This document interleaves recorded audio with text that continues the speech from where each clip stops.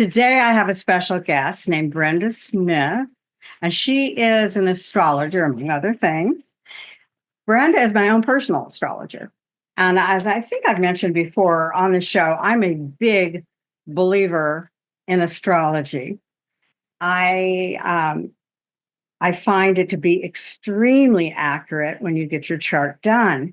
And I feel like whatever you believe in, the God, the divine, or whatever, gave us this blueprint to understand ourselves better and to understand those around us. So I'm going to introduce Brenda, and we're going to find out the basics of astrology and why, when you say, oh, I'm this sign and that sign, and it doesn't seem to apply to me, why that probably is not really your astrological forecast.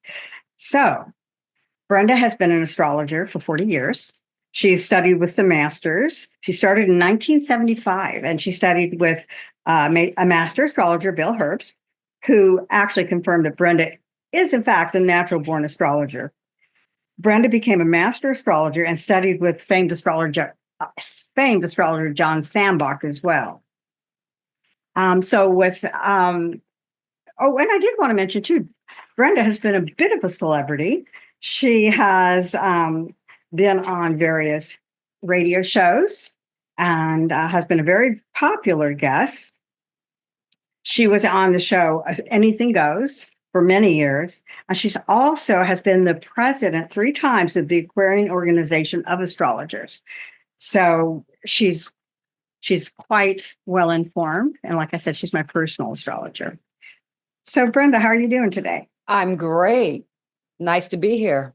I want to discuss astrology. Me not being an astrologer, I don't even know enough to be dangerous.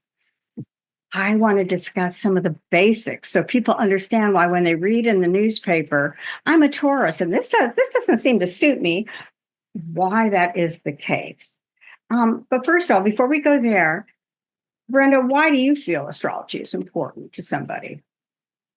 Well, I feel that if you understand your chart and you understand your natural abilities and talents, it can provide instantaneous healing by knowing which way you're going.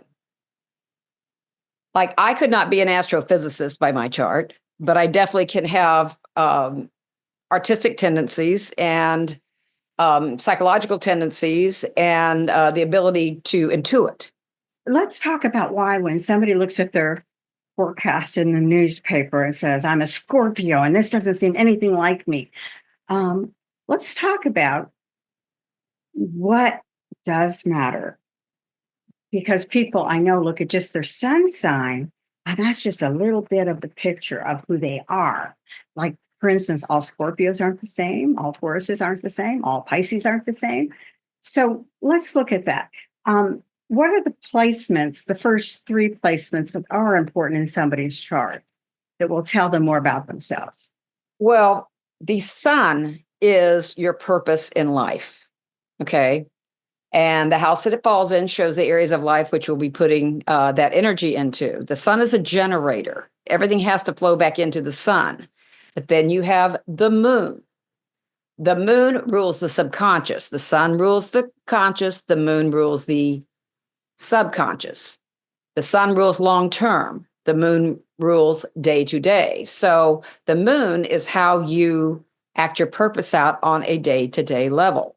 When someone asks you a question, you don't respond with your sun sign. You respond with your moon sign.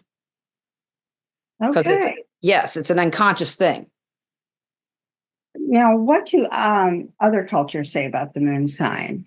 I think you had told me once that there are some other cultures that look at the moon sign as being almost more important than sun sign. Well, in Vedic astrology and Indian astrology, the astrologers believe that the moon is very important because it is absolutely essential for your personal happiness. And how does the moon tie with our emotional life? Is there a strong tie there? Because the moon... Well, the moon sign shows your habits, your mannerisms, how you react emotionally toward things. You see. So the moon is very important. Yes, and it also rules subconscious patterns and habits, and also memory. Oh, really? I did not Yes. know that. People who have very good memories have a very strong connection with their moon. Oh, okay. I had no idea. Maybe I need at my age to start. I don't know. I guess I can change my moon. What are the other important placements? I know the ascendant. You want to, could you explain a little bit about that and what that means in a Okay. person?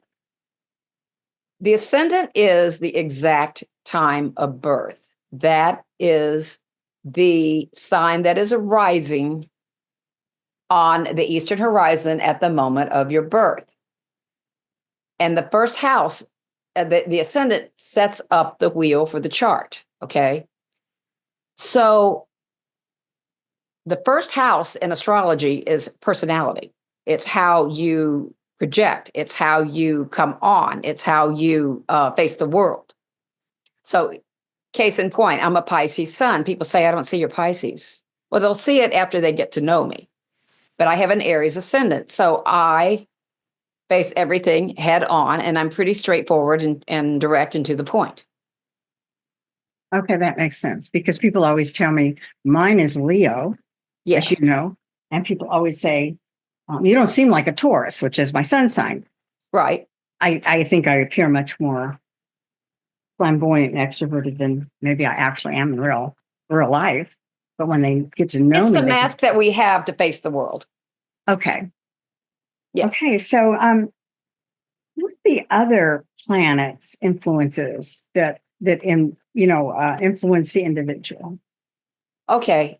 First thing I'm going to say, if you know someone's sun sign and the house that it falls in, the moon sign and the house that it falls in, and you know their ascending sign, right there, it does not tell the entire picture, but you already have a wealth of information about the individual and how basically they operate in life. Well, you bring up something I wanted to ask you about. What is this house business? Okay, the planets represent the functions. The signs represent how they're expressed. The houses represents areas of life.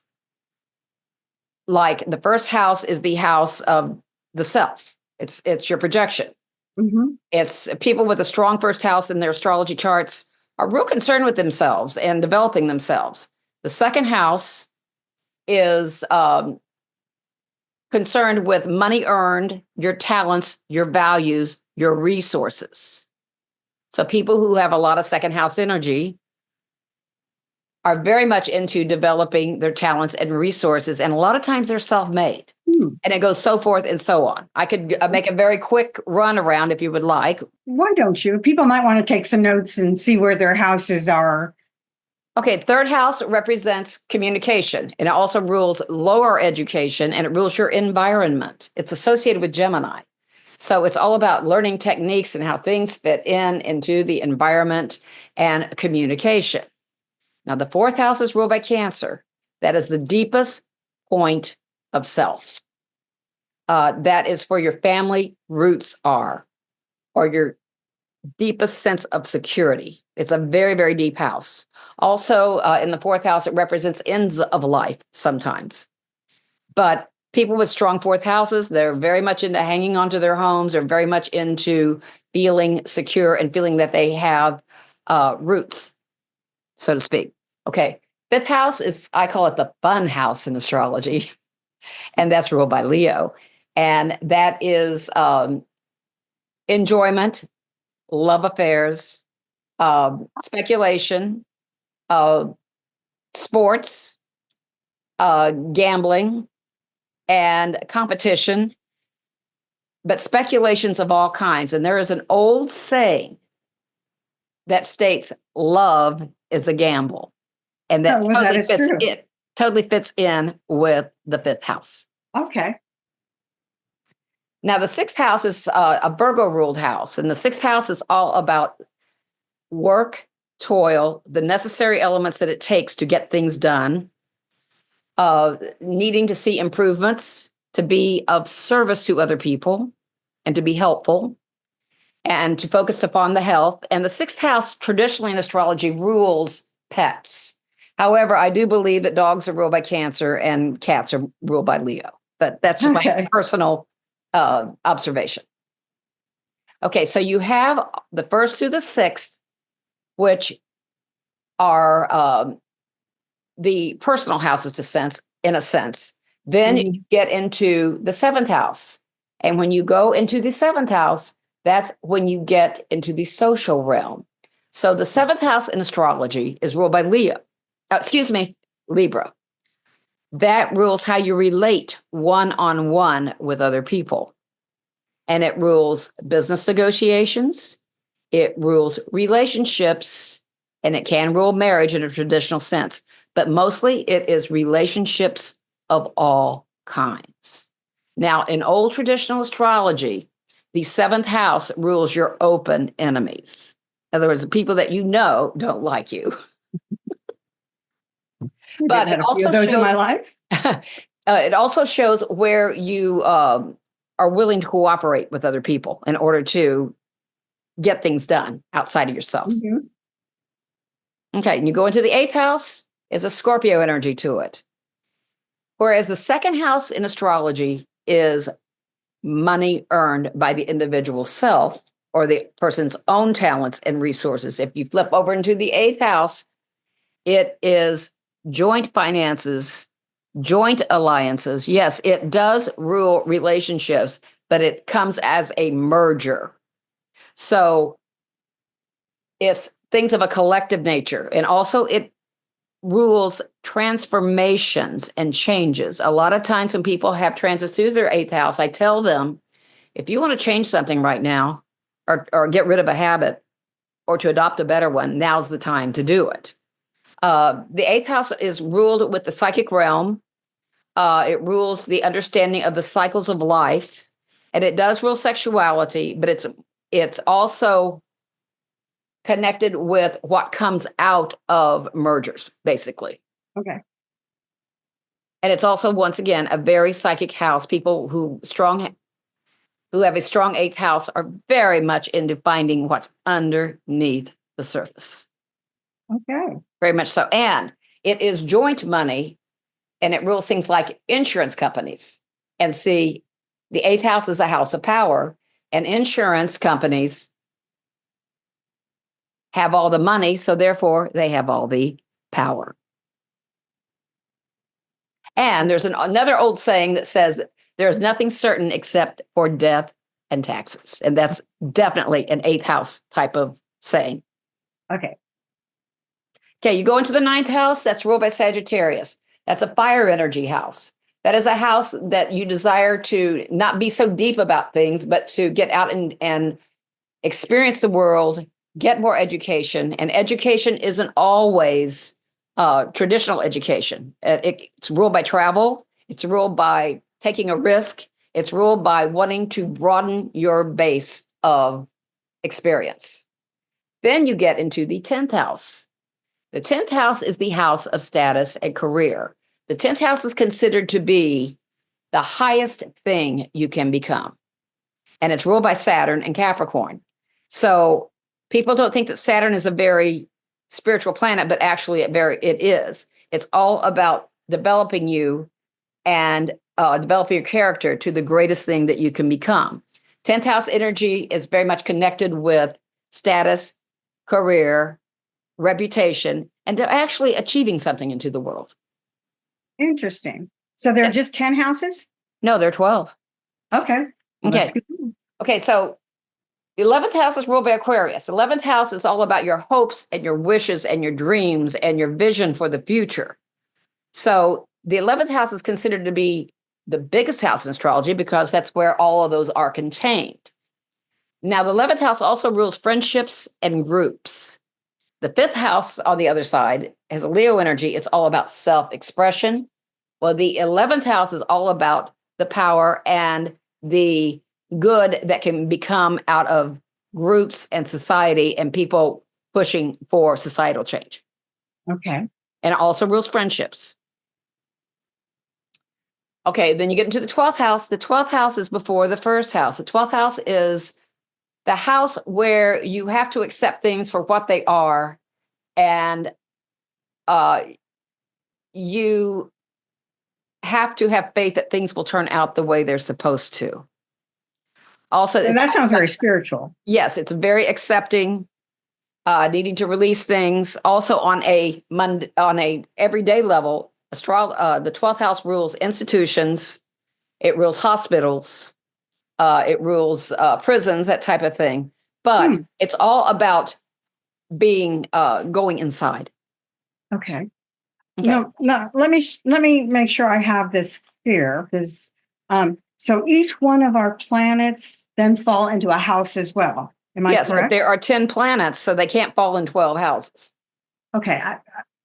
Okay, explain that again. I guess I'm not understanding. There are 10 planets in astrology. Right. So therefore, you can't have a planet in every house. Right. Okay. Right. But I guess what my question is, but each one of our planets land in a house? Yes, they will have a particular house. So like my moon will land in something, my sun will land in something, my Mercury will land in something. Correct. And so it gets really very individualized, it sounds like, in order to really see who you are, because there's no two people who could be even close to the same in their charts. Right, unless they were twins. Yeah. Yes, but it is far more reaching and intricate than what people realize. Yeah, it's just fascinating, because I know when you've done my chart, or whenever we've spoken about my chart, it's right on the money. And it's not what people think of when they think of this as a Taurus person.